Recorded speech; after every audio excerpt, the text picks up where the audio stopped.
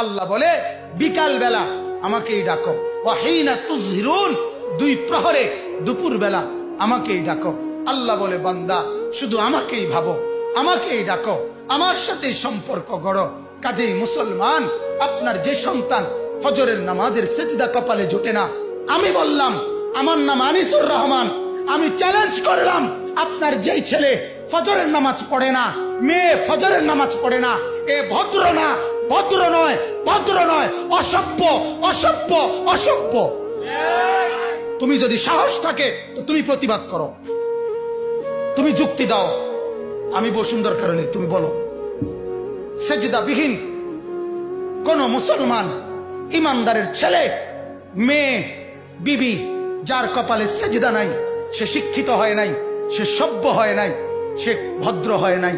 আল্লাহ কোরআনে বলছে ইবলিসকে, ইবলিস তুই সেজদা করলি না, অহংকার করেছিস, তুই বের হ আমার থেকে। জন্য যে সেজদা করে না সে অহংকারী, আর অহংকারীকে ভদ্র বলে না। কথা বলেন না কেন? অহংকারীকে কি বলে না? ভদ্র বলে না। নাই তো বলেন আপনি পৃথিবীর কোন ডিকশনারিতে আছে কথা যে অহংকারীকে সভ্য বলে, অহংকারীকে ভদ্র বলে? আল্লাহ তো কোরআনে বলছে সেজদা না করা এটা অহংকার। এটা কি বলেন না? তাইলে অহংকারী কি ভদ্র হয়? অহংকারী কি সভ্য হয়? অতএব ছেলেকে ভদ্র বানান, ছেলেকে সভ্য বানান। পড়েন আপনি, কোনো সমস্যা নাই, বাংলা পড়েন, অঙ্ক পড়েন, ইংরেজি পড়েন, পদার্থ পড়েন, জীববিজ্ঞান পড়েন, হিমালয় পর্বত ফুরাটা ফইরা বাইতে পড়েন, কোনো মানা নাই। আটলান্টিক মহাসাগর পইরা বাইতে নালান, কোনো আপত্তি নাই। কিন্তু কোরআন বাদ দিলেন কেন? সেজদা বাদ দিলেন কেন? গোলামি বাদ দিলেন কেন? বন্দিগি বাদ দিলেন কেন? আল্লাহকে ছেড়ে দিলেন কেন? আল্লাহর সাথে দুশ্মনী কেন? যে ছেলেটা সারাদিন একটা ওয়াক্ত নামাজ পড়ে না, যে বিবি একটা ওয়াক্ত নামাজ পড়ে না, যে মেয়েটা পর্দা করে না, তারে জিজ্ঞাসা করেন না যে মা সবার সাথে সম্পর্ক বজায় রাখো, মালিকের সাথে কেন দুশ্মনী? আল্লাহর লগে কি নারাজি হইলা? আল্লাহর সাথে কি দুশ্মনী? আল্লাহর লগে কেন রাগ করলা? কেন রাগ করলা?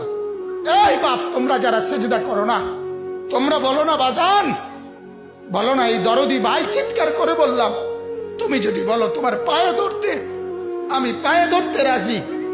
তুমি যদি বলো তোমারে জড়িয়ে ধরে কাঁদতে, আমি কাঁদতে রাজি। তুমি বলো কেন আল্লাহর সাথে রাগ করলা? কেন আল্লাহর সাথে রাগ করলা? কেন আল্লাহর সাথে নারাজ হইলা? কেন সেজদা কপালে জুটলো না? কেন মালিকের সাথে সারাদিনের এত কিছুর বিনিময়ে আল্লাহ তাআলা একটা মিস কল দিলে, 2 সেকেন্ডের একটা মিস কল দিলে বন্ধু তুমি টের পাও তোমার মোবাইলে মিস কল আসছে।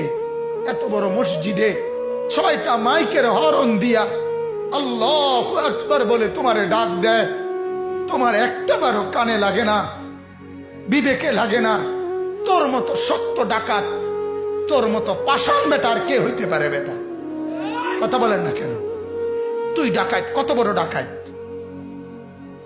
হ্যাঁ, এজন্য ইনশাআল্লাহ আল্লাহকে রাজি করব। বলেন ইনশাআল্লাহ।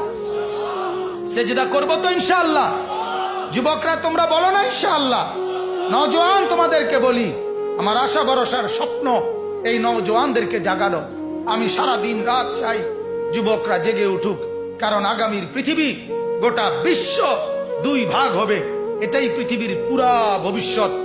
এক ভাগ পুরাপুরি দাজ্জালের অনুসারী কাফের, আরেক ভাগ মাহাদির অনুসারী ইমানদার। এই 2 ভাগে পৃথিবী অচিরেই বিভক্ত হয়ে যাবে।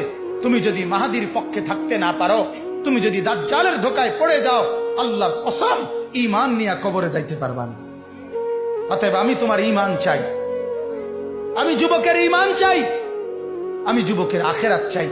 আল্লাহ তাআলা আমাদের প্রত্যেককে ঈমান আমলের দৌড়